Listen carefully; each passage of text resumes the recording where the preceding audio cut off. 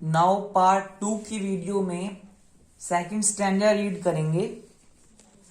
कविता एक खिलना है फूलों के बहाने, कविता का खिलना भला फूल क्या जाने। इट मीन्स स्टूडेंट, कवि का मानना है, लेखक का मानना है, वो कहता है कि जो कविता में सुंदर सुंदर फूल दिखाए गए हैं, जो कविता में जो कवि जो उनका सुंदर फूलों के खिलने का वर्णन जो हो रहा है, जिनके प्रति वो कह रहा है, जो उनकी शोभा को निहार रहा है, उनकी शोभा को एक्सप्लेन कर रहा है, उनको उल्लेख कर रहा है फूलों की सुंदरता को, सुंदर फूलों का।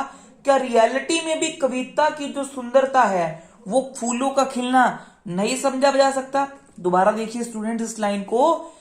कवि जो कहता है कि कविता में सुंदर फूलों के खिलने का वर्णन हो सकता है, कि जो कविता में सुंदर फूल हैं, जो सुंदर फूलों की सुंदरता को निहारा गया है, क्या उनकी शोभा का जो उल्लेख किया गया है, कि क्या रियलिटी में कविता की सुंदरता को फूलों का खिलना नहीं समझा जा सकता?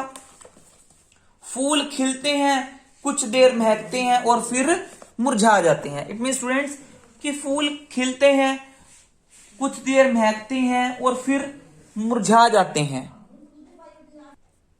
और कवि क्या कह रहे हैं कि जो कविता के भाव हैं वो तो स्टूडेंट्स कभी नहीं महकते, कभी नहीं मुरझाते।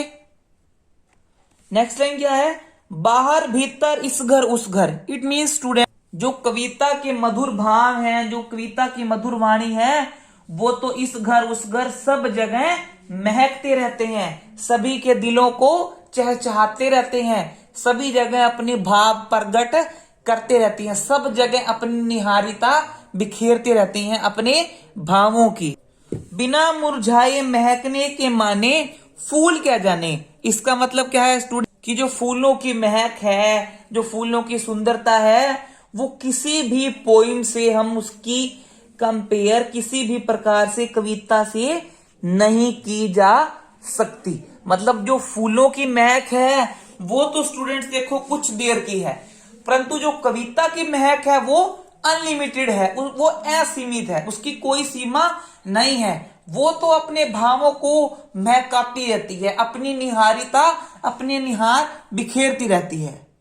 फर्स्ट क्वेश्चन है, कविता क्या है? कविता की रचना ठीक वैसे ही है जैसे फूलों का खिलना। फूल क्या नहीं जानता?